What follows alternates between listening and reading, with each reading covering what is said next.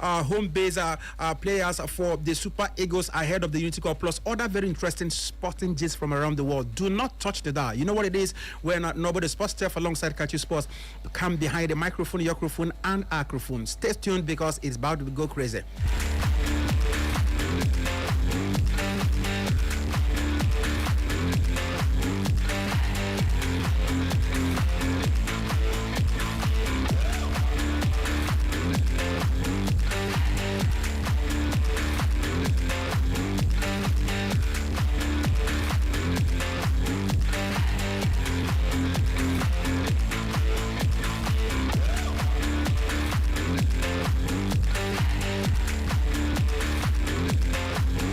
All right, let's begin immediately with what's up with athletics. Former doubles world number one Jamie Murray has called on his tennis career on Wednesday.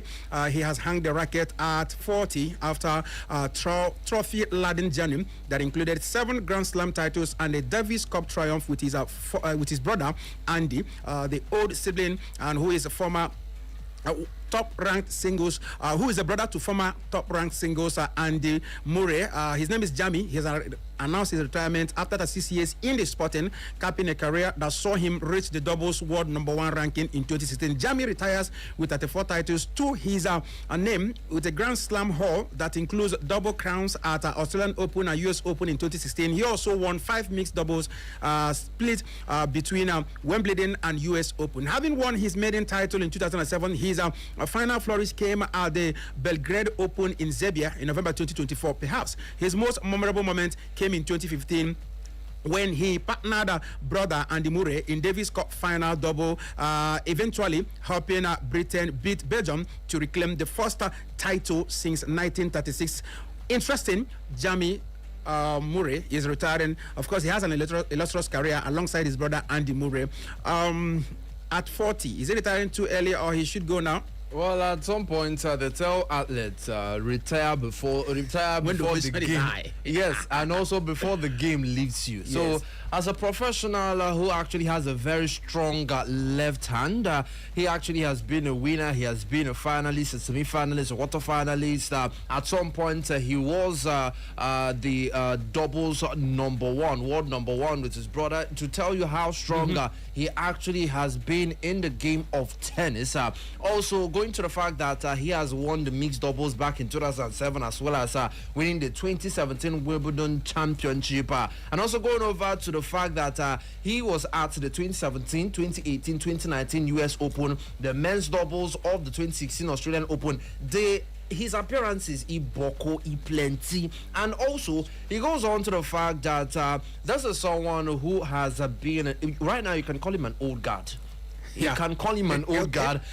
Coming through to the fact that Jamie Murray has actually been with one particular coach for a very long time. He actually was at the Nottingham Open, which was his professional debut, his professional tennis debut back in 2006. So far in his career, Murray has gone on to win a total of 39 titles, winning most of his titles in the doubles events. 34. He's a double master.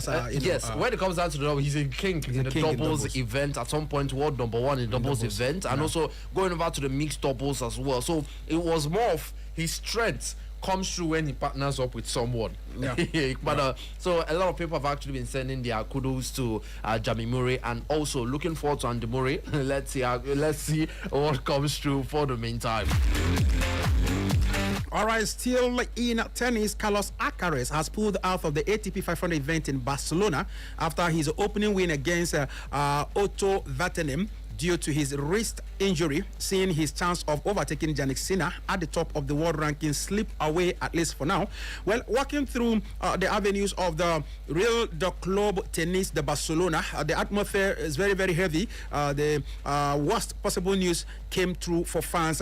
It's official now because Alcaraz has announced his withdrawal from the tournament. The Munician, who came to Catalunya aiming to win and overtake Jannik Sinner to reclaim the ATP #1 ranking, has been forced to stop due to physical problems he experienced with his right wrist. The discomfort that appeared after his opening win against Vietnam worsened, leading to the final decision not to continue his run in Barcelona. On Wednesday morning, Carlitos had cancelled his training section, a clear sign that things were not heading in the right direction. A cautious but tough decision which ends his journey in the tournament and raises questions ahead of the clay season. ALCARAZ leaves Barcelona needing to fully recover from this condition. I mean, ALCARAZ came with a vision to overtake Sina.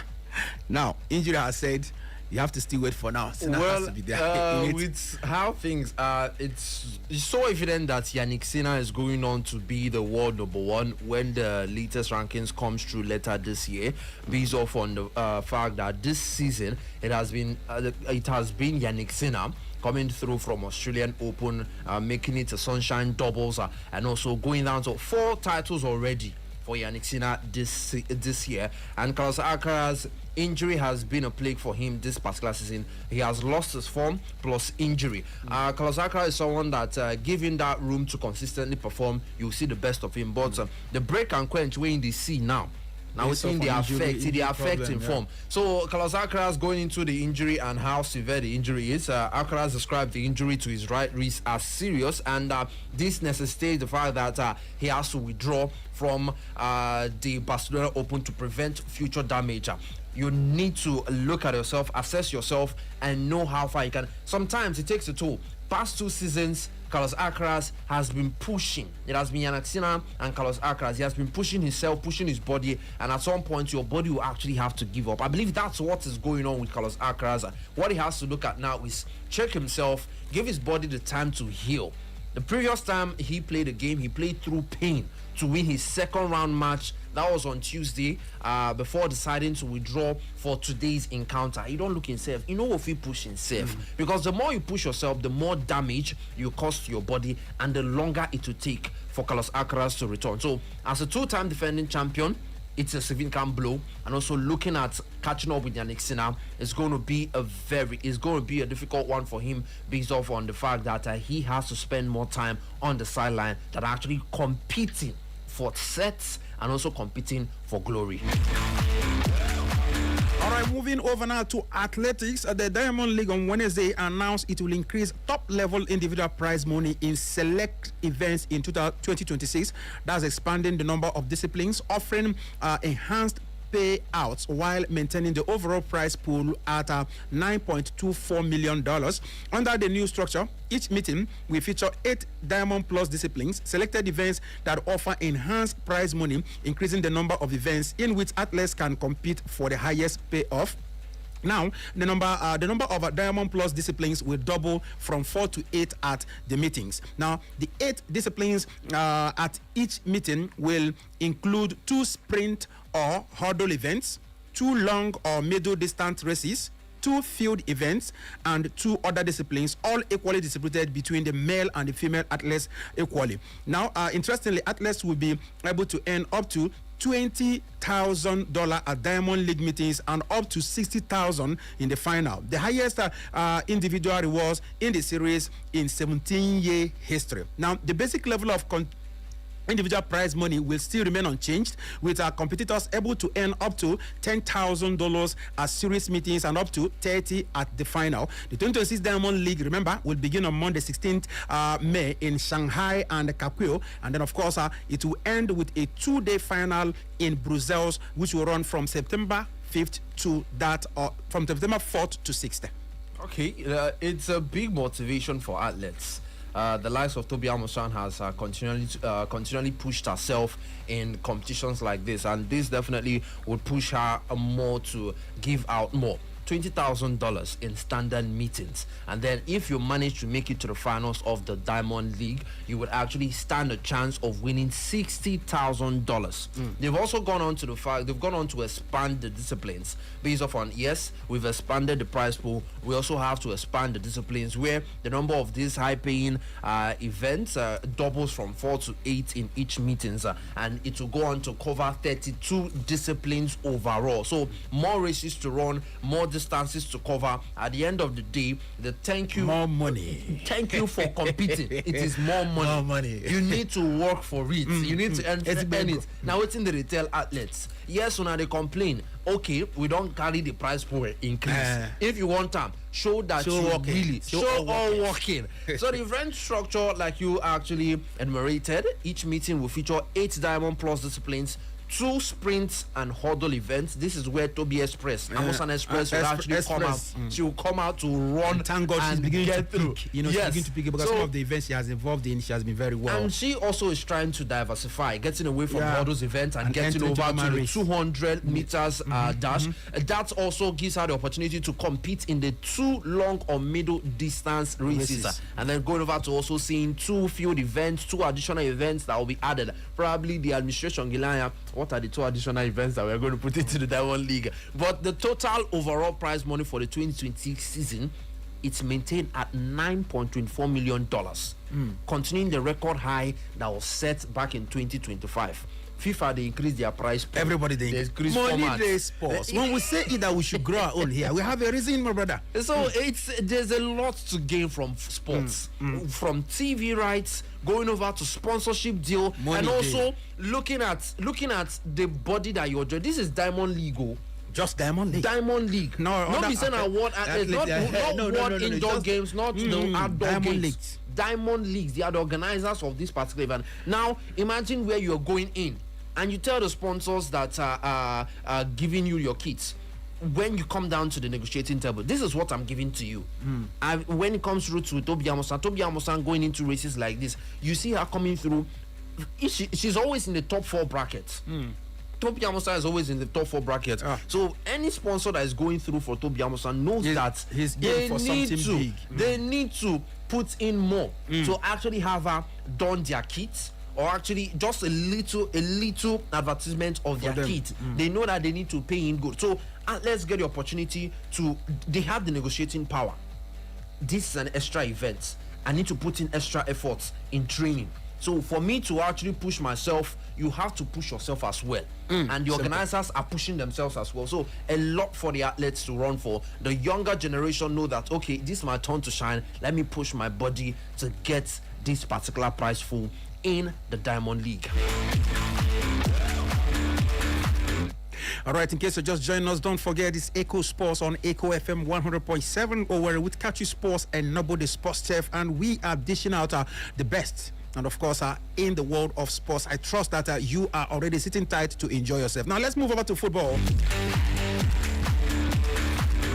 All right, in football, Super Eagles head coach Eric Chelle has opened the door of the national team to top players in the Nigerian Premier Football League and uncapped Nigerian players abroad ahead of the 2026 Unity Cup, which will be played at the Valley, home of Charlton Athletics in London. Now, news says that the Unity Cup is an invitational tournament played outside the FIFA international window, and Nigeria will defend the title they won last year against India, Jamaica, and Zimbabwe, when the 2026 edition takes place in London, of course, from May 26 to 30, buoyed by the opportunity to maintain momentum and further integrate new players into the Super Eagles. Chelle has talked about the MPFF stars and foreign-based players that have not played for the Eagles before, and of course, they need to give them opportunity, and of course, to reintegrate them into the Super Eagles, system.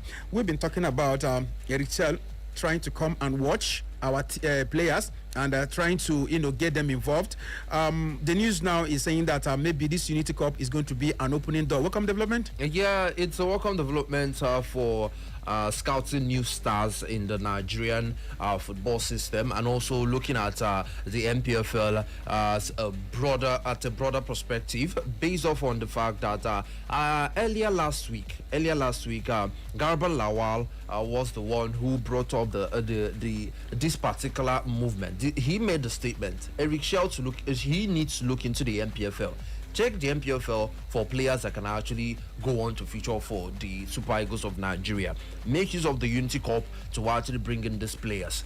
It was the Unity Cup. I keep on hammering on the fact that the Unity Cup was what helped Benjamin Fredericks become the national icon. For now, let's put it a national icon. And when we heard the story that's breaking, Benjamin Fredericks will not be available for Nigeria going into the AFCON 2025 at Morocco. It raised a lot of eyebrows. A lot of us got worried. Who's going to partner up? Who is fit enough to be part of that? Partner up Calvin Bassey and bring in that potential, the capacity that Benjamin Fredericks brings into the Super Eagles defense line. And then thank the Stars for the experience of Oluwashimilogo Ajayi, who was a perfect fit in that particular run. Perfect. He did very well. Yes, attacking. He got a goal in that. He did very well in the tournament. So still, it brings up the room that you have the opportunity, because when players know that they have the opportunity to get into involved, the Super Eagles, they will double their hustle. They will definitely double their hustle. So when you don't put them, you don't stamp them, say okay, since everything what they do based off on the fact that I did MPFL, it's not taking me anywhere. It's not taking me anywhere. I just enjoy my MPFL game, and that is not a good attitude that we have to put out in the mindset, because in the MPFL you need to push yourself to go to become better, be the better player than you were from the last game. And also for Eric Shell, it gives him the basis to continue that argument that I need to see these players. In the contract, reports have it that the contract that he is fighting for, he is looking forward to having the logistics that can help him assess the MPFL game. At least, even if it's not the 37, 38 matches, at least may watch 10. A reasonable amount. May watch 15, half of the league whenever he's around. So that also gives him puts him in that particular stronghold to argue. We are looking at improving the squad, bringing competition. When Osimhen no day, we go get person we go replace her. When Alex Iwobi, because right now, based off on what we saw from Alex Iwobi in the African Cup of Nations in Morocco, he is now irreplaceable in that particular team, based off on his line breaking passes that he gave in that encounter. So in a situation we don't have Alex Iwobi, who else can take that place comfortably to give that line breaking. So this is what Eric Shell is going to look at with the Unity Cup. And also reports have it's not in the FIFA window. The one in the FIFA window is actually the Poland versus Portugal game, and that is where Eric Shell is looking forward to use it, looking forward to making use of his main array of stars. But it doesn't take away the fact that if the players that it's even possible well, to get somebody from the Unity Benjamin Cup can be involved. Was called up, a late call up. He did and well at the Unity Cup, and from there they started calling him up. So do well at the Unity Cup, make use of the opportunities that I get from. And the doors are open for you. The doors are open for you to make it into the Super Eagles squad. All right, so you get that. If you're an MPFA player, you're listening to us, you've got to up your game, because maybe the opportunity is coming. Moving on now to Africa. Now, the Confederation of African Football CAF is, according to report, ready to reappoint Ivorian official DUOE Normandes as the director of his referee committee. This is after internal discussions have taken place. Normandes, had previously been removed from the position in August when Congolese official Veron Omba, the then CAF Secretary General, oversaw a leadership reshuffle that led to the appointment of Safa Kabene. The change came in the aftermath of a complaint from Royal Moroccan Football Federation, which called for reforms in the refereeing structure following controversies during the women's football competition hosted in Morocco last summer. Now, according to report and according to source from CAF, the Ivorian referee now enjoys strong backing from FIFA Referees Committee, which is set to support his return as part of the ongoing effort to strengthen and develop refereeing standards across Africa. The source further noted that Normandes was the last technical and development director appointed under FIFA supervision prior to FIFA's reduced oversight of CAF refereeing structures in recent years. Though coming back, what feeling does this bring? Well, it also brings up the fact that that question comes true. How can we trust this CAF where we see? You don't come up person.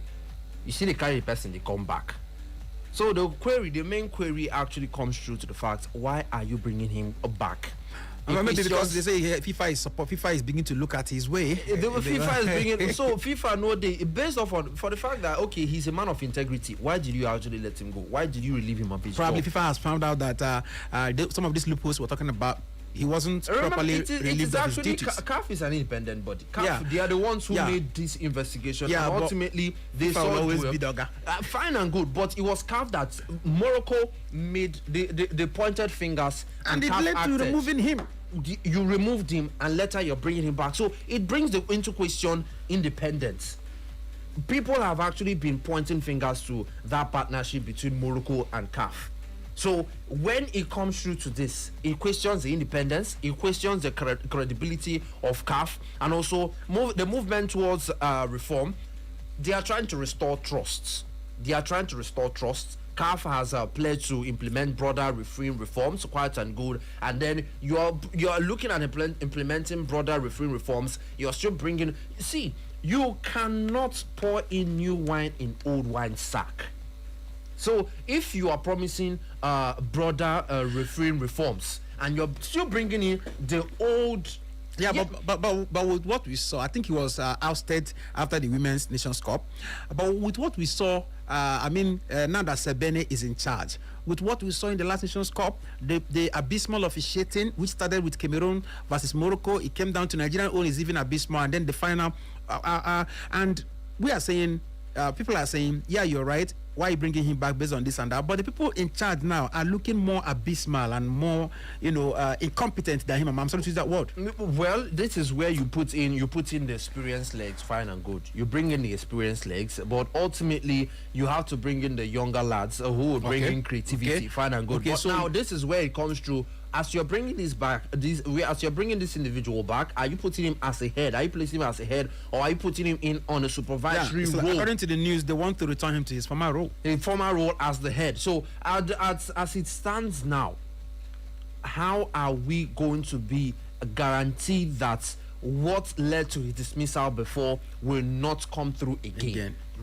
So you understand, there's a lot that comes through. You've asked someone to go, and you're bringing the person back, taking back that leadership role. How sure are you that what happened that led to his dismissal? You're trying to put in an environment where we can trust the body, but then we can't trust the body to actually hold firm to their initial decision. So that is where it's going to take a lot of toll. CAF is going to take a lot of heat when it comes down to the fact that something comes up in the future again, which we are not praying for.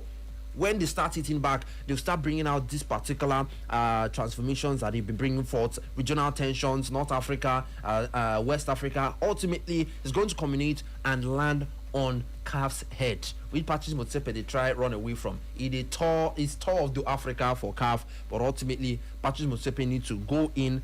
As money bidu from Oyo, and it's Moyo manam mapwama.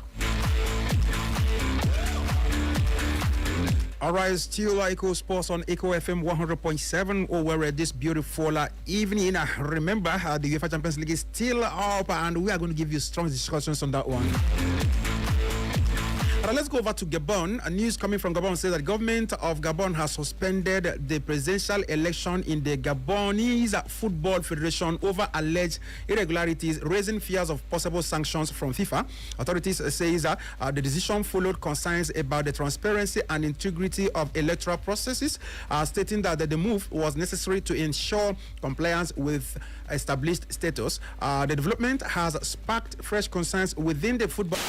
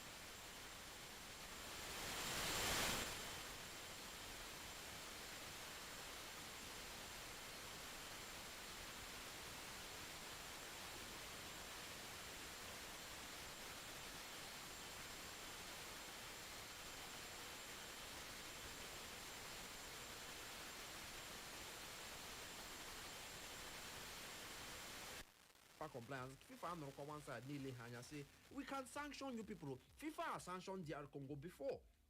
They have sanctioned DR Congo. They've sanctioned some other nations, asking them that they cannot play any FIFA organized competition. And this is where Gabon will be at stake, because they will have deadline for their reform, legal and FIFA concerns to come through, as well as CAF. No, one side, yes, CAF has their own body, but CAF is still standing as the general overseer for anything that happen for Africa. But ultimately, Gabon Gani Lanya, what is the government doing? The government nearly say, calm down. We know what thing they do. Don't worry. FIFA will not sanction us. But ultimately, let's see what happens by tomorrow. All right, in Tunisia, the Court of Arbitration for Sports, CAS, has ordered the Tunisian Football Federation to pay 142,000 dinars, which is approximately 41,500 euro, in compensation to former national team co-coach Mehdi Nafti following his departure in July 2024.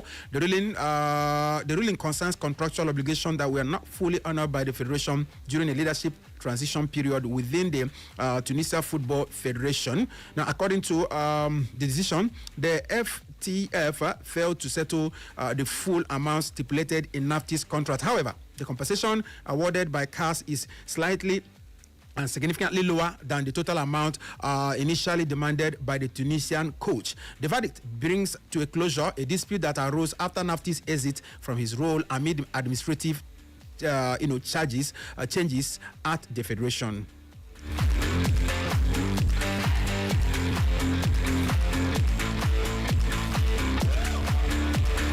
All right, so we're still on Echo Sports, and of course, we're still going to have so many interesting stories are coming. Moving away from Tunisia, it's very important to let you know now that it's going to be an interesting story, isn't it going to be? Manchester United centre-back Harry Maguire will miss their Premier League match at Chelsea after receiving a one-match ban following his misconduct charge. Following a misconduct charge, the Football Association said this on Wednesday. The 33-year-old England international, who earlier this month signed a new contract that will keep him at Old Trafford until 2027. He was charged after being sent off in the 78th minute of United's 2-2 draw at Bournemouth last month. The FA said Maguire was alleged to have acted in improper manner and or used abusive and or insulting words and or behavior towards the fourth official following that dismissal. He admitted the charge and has also been fined £30,000. United will also be without Argentine centre-back Lisandro Martinez, who missed the club's next 3 matches against Chelsea, Brentford and Liverpool after receiving a red card for violent conduct in Monday's 2-1 home defeat to Leeds United. Martinez was sent off in the 56th minute. Of course, you know the whole drama. United are third in the standings with 55 points from 32 games. They will travel to 6th place Chelsea on Saturday. The absence of Maguire and Martinez, two strong key central defenders, what would this mean for Man U at this particular moment? Well, for Manchester United, Harry Maguire, who has gone from a man who they didn't want to a man who they heavily depended on. They missed him in that encounter where they lost to Leeds United. They had the Devil Slayer, talking about Okafor, who recorded a brace in that encounter, and Manchester United started chasing shadows. And then it was more like Manchester United had something to hold on to when Martinez was asked to leave the pitch of play, following the fact that referee went he was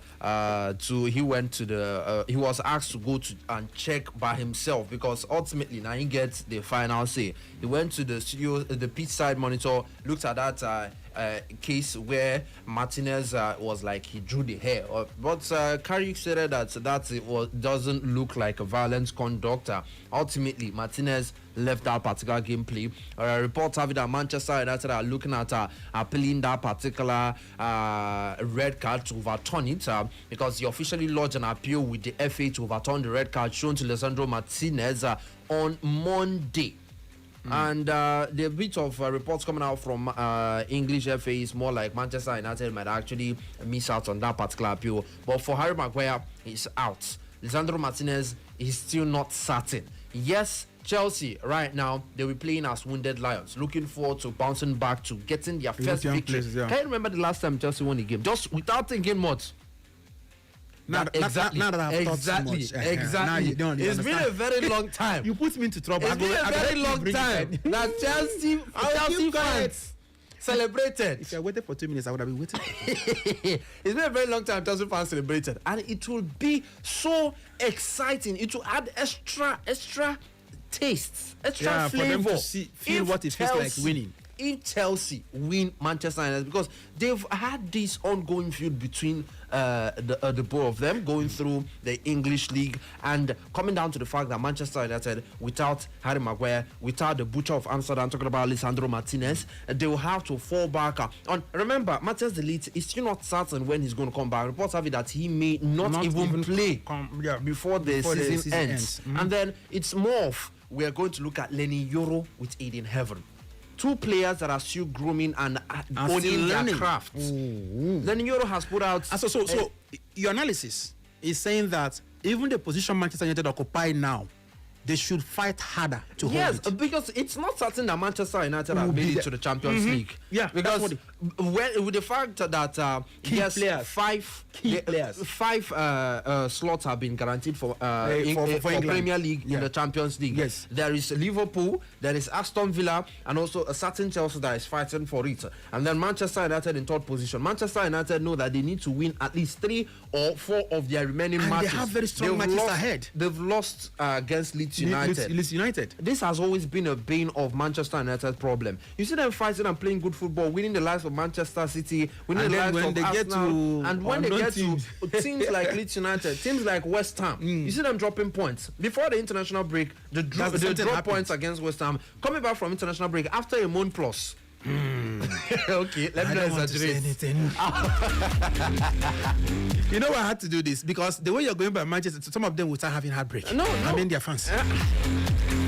Let's go over to France. France forward Hugo Ekitike suffered a rupture Achilles during Liverpool's Champions League clash against PSG on Tuesday and will miss the World Cup. French newspaper said this one, unfortunately. This young man.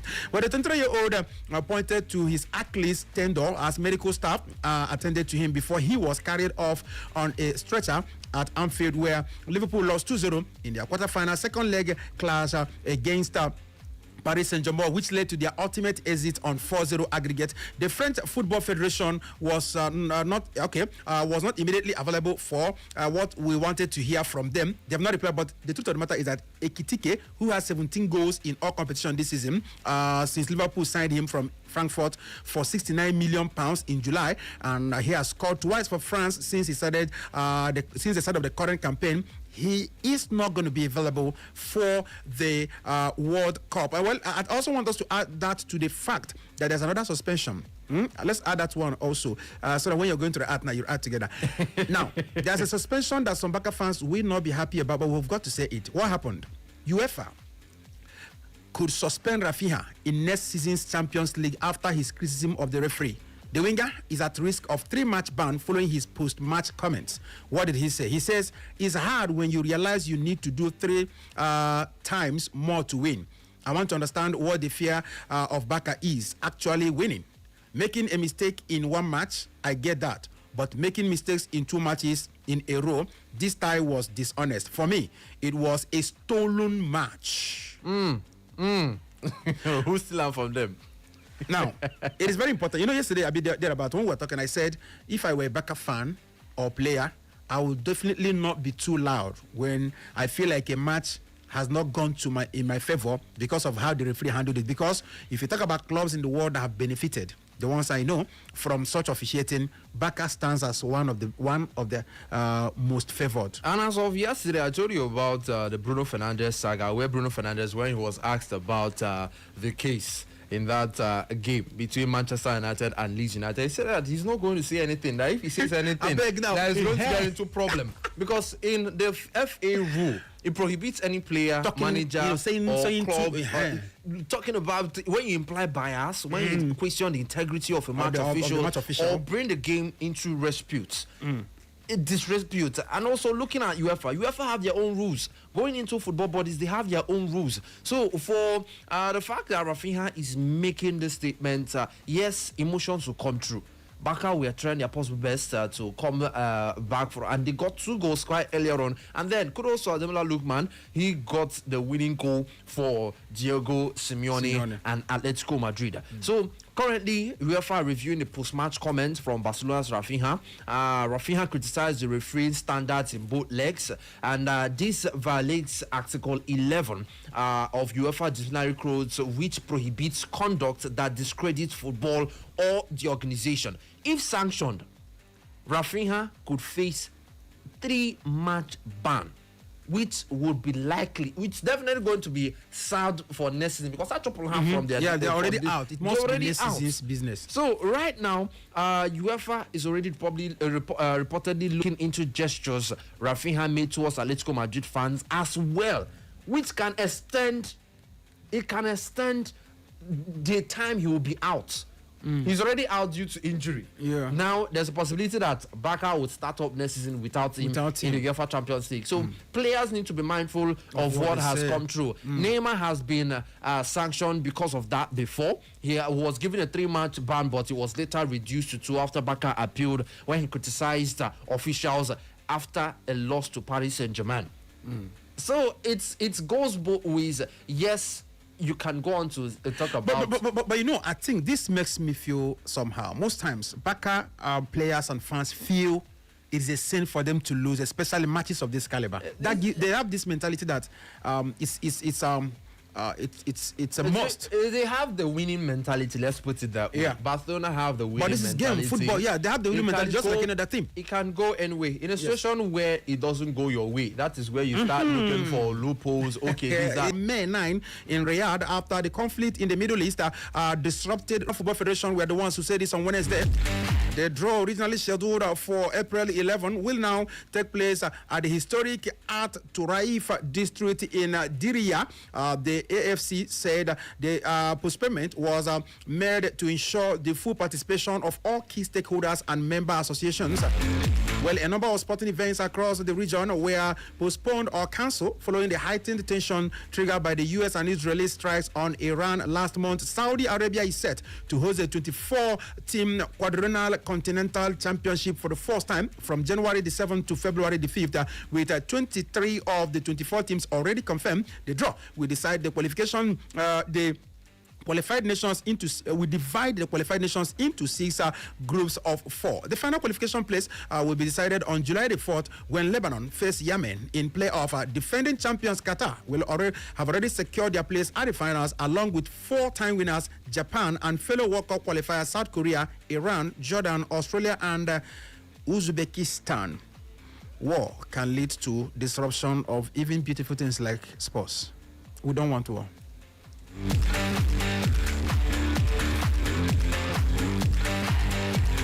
All right, over to the UEFA Champions League. Are you an Arsenal fan? Don't think too much. We're going to make it very easy. Just tell you what we know.